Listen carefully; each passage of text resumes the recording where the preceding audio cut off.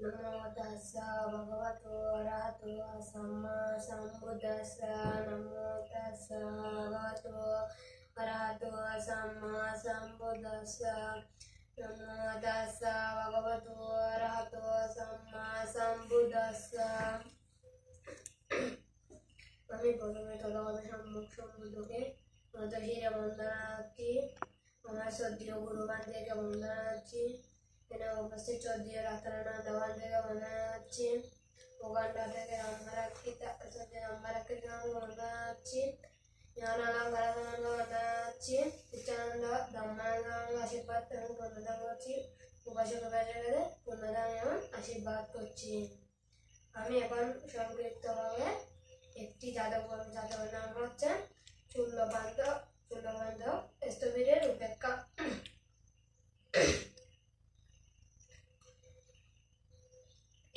একটি রাজার ঘরে একজন মেয়ে, একজন রাজার বউ এবং বউয়ের মেয়ে ছিলেন। একটি বালক এসে বলেন, তোমাদের ঘরে আমি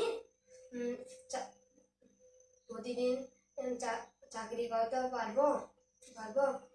সে বলেন, পারবেন, আমাদের ঘরে রান্না বান্না করতে পারবেন।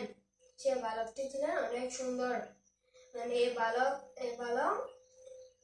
তাদের ঘরে মেয়েকে পছন্দ হয় এবং মেয়েটা বালককে অনেক পছন্দ করে।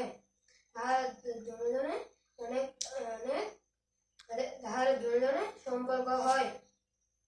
তারা বলেন, আমরা এখানে বিয়ে করতে পারবো না, আমরা অন্য দেশে যেয়ে বিয়ে করব। তারা চিন্তা করার পরে তারা অন্য দেশে চলে গেলেন। অন্য দেশে যাওয়ার পর সেখানে তারা দুজন একটি পাড়ায় বিয়ে করলেন। বিয়ে করার পর তারা 1 বছর 2 বছর গেলেন। তারপর তাদের মেয়েটার সন্তান হওয়ার সম্ভাবনা দেখা যায়।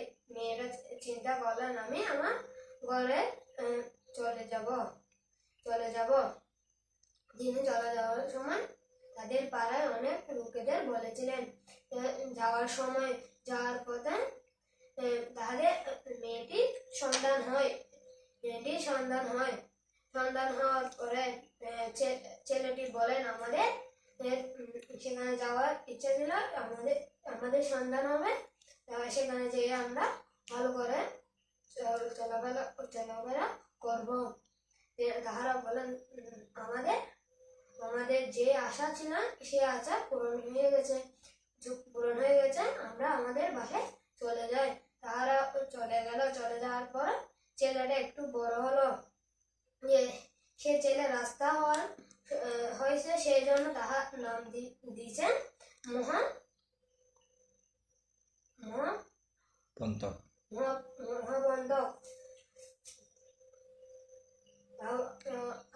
2-3 বছর গেলেন। তাহারা ঠিক আবার আরেকটি ছেলে হন। আবার তাহারা চিন্তা করলেন, আমরা আমাদের ঘরে চলে যাবো। সে আবারও রাস্তায় আবারও আরেকটি ছেলে হলেন। সে ছেলের নাম হচ্ছে চূল্যপন্তক। তাহারা বড় হয়ে স্কুলে গেল। স্কুলে তাদের বন্ধু ছিলেন। বন্ধুরা সবাই তাদের আত্মীয় স্বজন ছিলেন। আত্মীয় স্বজনকে ডাকতো কাকু, দাদু, দিদি, দাদু ডাকতেন। তাহারা দুজন থেকে শুধুমাত্র মা বাবা ছিলেন। মা বাবাকে জিজ্ঞাসা করতেন, মা আমাদের কি আমার কাকু, দিদি, দাদু নেই? মা বলে, তোমাদের সবাই আছে। মা। তাহারা দুজন মা বাবাকে অনেক জ্বালাতো। এই কথা বলে মা বাবা বলেন, আমরা সময় করে একদিন চলে যাব। তাহারা চলে গেলেন। চলে যাওয়ার পরে তাহারা একটি পাহাড়ে প্রথমে একটু পাহাড়ে গেল। পাহাড় থেকে বলেন, এটা হচ্ছে তোমাদের মামার ঘর, এই মামার ঘরে যাব। তাহারা গেলেন, তাহাদের যাওয়ার পর এখানে ঠাকুর দাদুরা অনেক খুশি হলেন। খুশি হওয়ার পরে তারা বেনুবনে ভগবান বুদ্ধের দেখানো ছিলেন, সেখানে তাহারা দুজন গিয়েছিলেন। যাওয়ার পর তাহারা সেখানে ধর্ম দেখানো শ্রমণ করিয়াছিলেন। মহাপাণ্ডব চিন্তা করলেন, আমি এখানে শ্রমণ হয়ে যাবো। শ্রমণ হওয়ার পরে মানতে হবে। চিন্তা করলেন, তিনি চিন্তা করতে পারলেন, তিনি শ্রমণ হয়ে গেলেন। শ্রমণ হওয়ার পর তিনি বান্ধ হলেন। বান্ধ হয়ে তিনি চিন্তা করলেন, আমার একটি ছোট ভাই আছে, সেই ছোট ভাইকে আমি আমার এই ধর্মে নিয়ে আসবো। তিনি ছোট ভাইকে শ্রমণ করিয়া দিলেন। শ্রমণ করার পর তিনি তাকে গাথা সূত্র কিছু মুখস্থ করতে দিলেন। তিনি মাত্র 2 লাইন গাথায় তিনি মুখস্থ 4 মাসেও তিনি মুখস্থ করতে পারেননি। বড় মহাপাণ্ডব বলেন, চুল্লকান্তক, তুমি যাও গা, তুমি একটি গাথাও মুখস্থ করতে পারো না। তিনি তারপর বলেছিলেন, এবার একটু উপশিকা আসলে বলেন, বান্দা আমাদের এখানে কতজন বান্দা আছেন? মহাপাণ্ডব বলেন, উপাসক, এখানে 500 জন ভিক্ষু আছেন। 500 জনের মধ্যে একজন মূর্খ, তিনি একটি 2 লাইন গাথা মুখস্থ করতে পারেননি।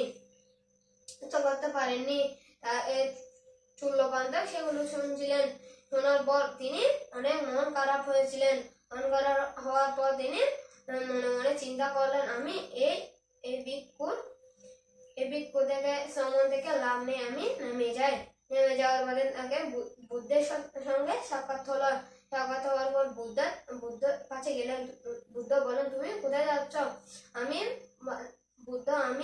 একটি গাথাও মুখস্থ করতে পারিনি, আমার মন ভোলা। বুদ্ধ বলেন, তুমি নেমে যেও না, আমার সাথে আসো।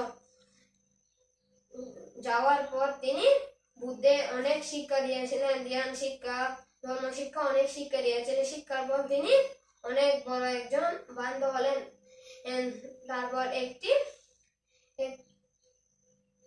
একটি জায়গায় তাহারা সবাই স্বয়ং কেটে দিয়েছিলেন। সেখানে যাওয়ার পর শেষে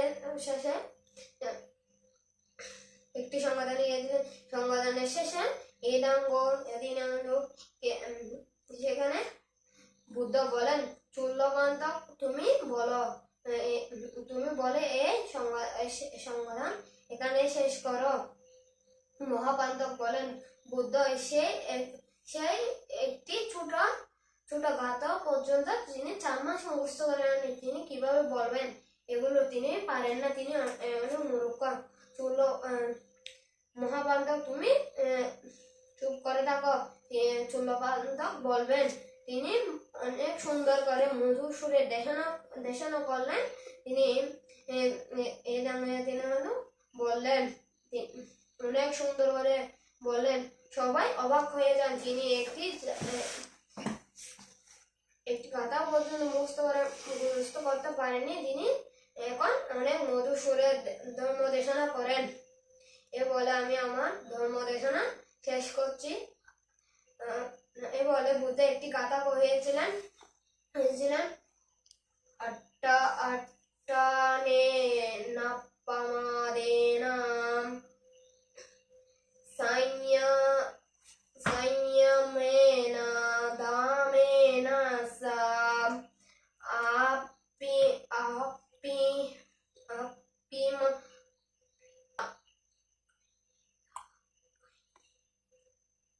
राता मेदेवी